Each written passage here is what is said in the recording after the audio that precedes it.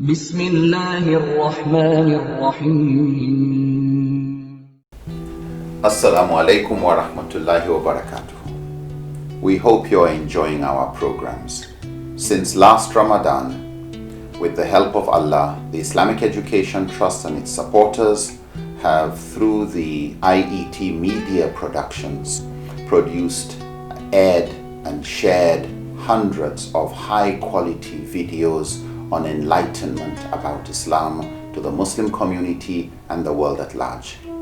We have, alhamdulillah, been able to air topics to do with self-improvement, purification of the heart, spiritual growth, ethics, morality, family, parenting, marriage, child upbringing, issues surrounding self-improvement, financial literacy, better self-management, Islamic jurisprudence, and responses to common questions asked about Islam by Muslims, by non-Muslims, and also responding to Islamophobia and those who have a fear about Islam. For this work to continue and for it to be sustained, we need your support.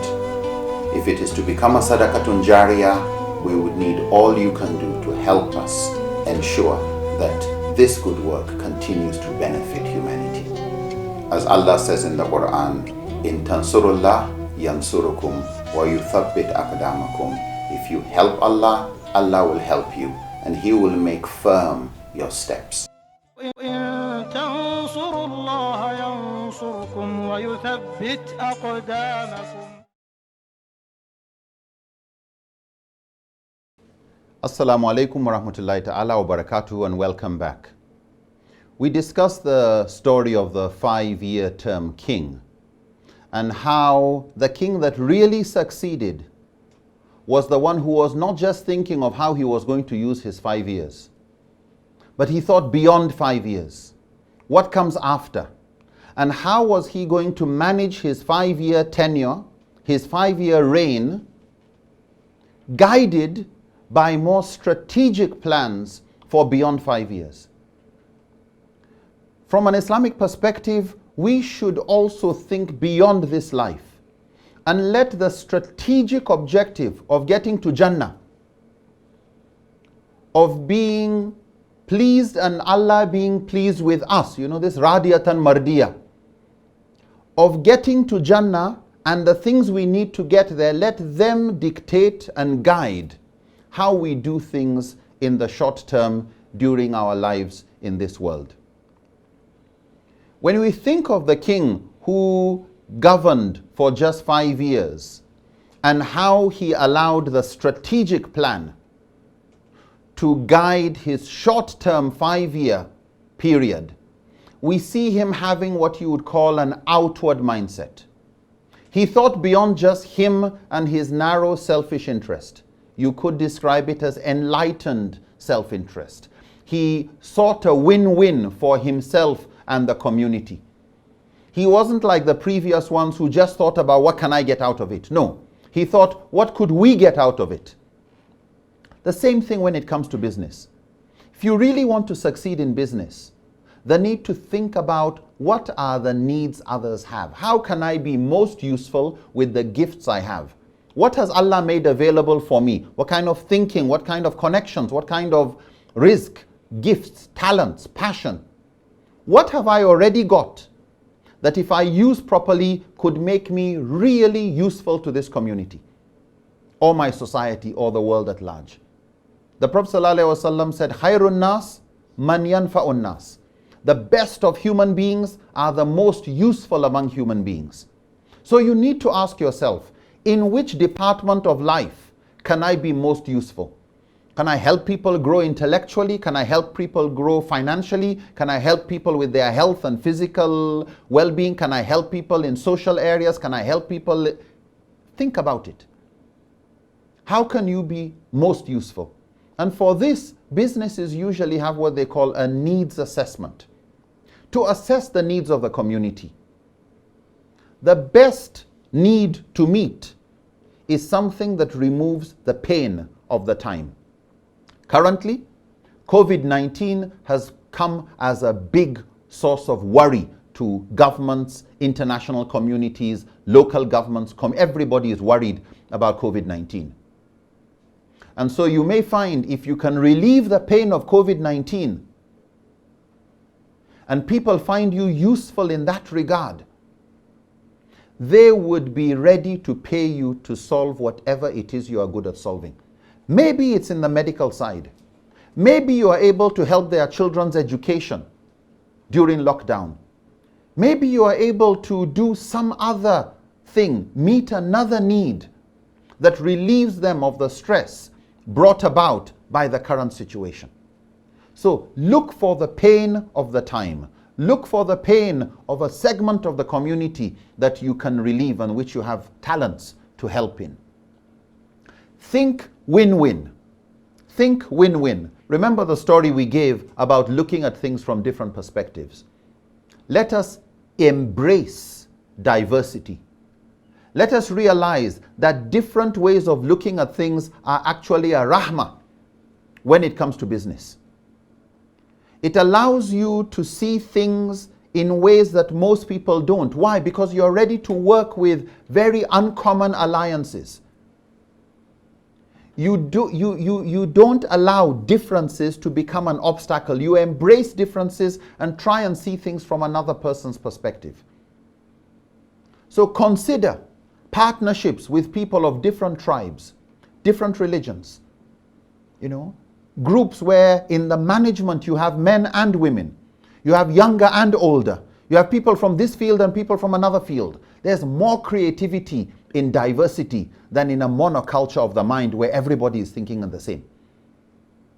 When you have intellectual diversity, ideas get sharpened. Before you open your mouth, you know it's going to be critiqued from different angles. That creative cooperation is sometimes the best survival strategy where creativity and ideas are useful. And this is where it's very important to be very careful about people's isms and identity. And this person is Nupe, that one is Gwari, this one is Hausa, this one is this. You will kill your own creativity if you allow these things to come and overshadow the fact that you are all children of Adam and you all come from dust. And inna lillahi wa inna ilayhi raji'un. Get people who can contribute to an idea, even if they are not Muslims. During the time of the Prophet ﷺ, the Prophet ﷺ and Sahaba used doctors who are not Muslims. Ideas that came from people of different communities. When we look at problems of society, the way we say think strategically, think diversity, think win-win, think service. Think service. How can I serve the community better? In the quality of service, is there somebody doing something and I can give better quality? Is there somebody doing something and I can give better quantity? In other words, you don't need to get too creative. Somebody is already doing something, but when you see the line of people, who need to be felt, who are demanding a particular good or a particular service, you ask yourself, can I give what this person can't give? Better quality, improved service, more quantity? Can I shorten the line? People are struggling to get water. Can you have more taps so that people don't spend hours just to fill their jerry cans with water? How can you add value? And remember this point. If you try to meet the needs of the rich only, you will become a millionaire. If you try to meet the needs of the poor and the rich, you become a billionaire. If you think of only what will the rich buy, you will be a millionaire, but you will stop there. When you think of what does everybody want, then you are thinking like Dangote. Let the poor person be able to buy his Indomie and his spaghetti, and the rich person is also able to, but he is more concerned about what will the poor buy. Then you are thinking like Bill Gates, Microsoft, on every phone.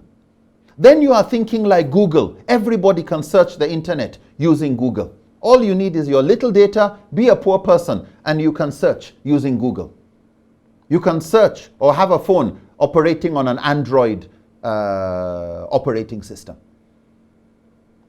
When you try to meet the needs of the poor and the people at the bottom of the pyramid, if you can do that, you are on your way to being a multi-billionaire. But if you only care about the needs of the rich, you can't go beyond being just a millionaire, as a general rule. And so you find many companies have learnt that if they can bring their products to the poor, they make billions. If they can make biscuits that only the rich could buy, but make them in small, small sachets that the poor can now buy, they make millions, billions. When they are buying detergent and Omo, instead of it used to be big, big packets. If you are not rich enough to buy that one, sorry. They now made it sachets. People have made millions and billions by turning Peak milk into small sachets. Close-up toothpaste into small sachets. Soap, seasoning, Maggi, things that before you can only buy the big, big ones. Powdered milk used to be only in tins. Now, sachets. If you can meet the needs of the poorest, you have the world as your customers. Why? They are the majority and they are the most reliable customers. Why? Because they are millions. It's difficult for millions of people to just leave your product. But if you're just trying to satisfy a few rich people, tomorrow they have turned to somebody else. Tomorrow they have turned to somebody else. So think of how your business can help the poorest. And think green. Think environment. Careful about ethics. Think of how you can recycle, how you can repair, how you can reuse things. Think of how you can refuse to use certain things and make things more economical. How you can reduce the bulk of things, reduce the waste produced by certain things. So think carefully about environmental needs, health needs, and what you find is you are able to meet the needs of more people, real needs. And as the Boy Scouts motto says, be prepared. Be prepared. Look at your strengths and what can your strengths offer? What good can you give with your strength? Don't worry too much about your weaknesses. Yes, you may have weaknesses, but that's why you should partner with people who don't have the same weaknesses. So you have a complementary leadership system where your strengths and their strengths make you look much and make you actually stronger. You synergize. The last point we want to make here is a recap on what we've said so far. Consider your strengths really carefully. Consider ethics. Consider the need to be prepared. Look at opportunities, and as ugly as they may seem, get creative, think long-term, think service, think win-win, think of how you can add value, and think of others first. Think of the pain of the time. What is really agitating people? How quickly can you be a solution provider? And very often in that is a path for you to get the good of this life and the good of the hereafter. We pray Allah, Rabbana atina fid dunya hasanatan wa fil akhirati hasanatan wa qina adhaban nar. May Allah give us the good in this life, the good in the hereafter, and protect us from the punishment of hellfire.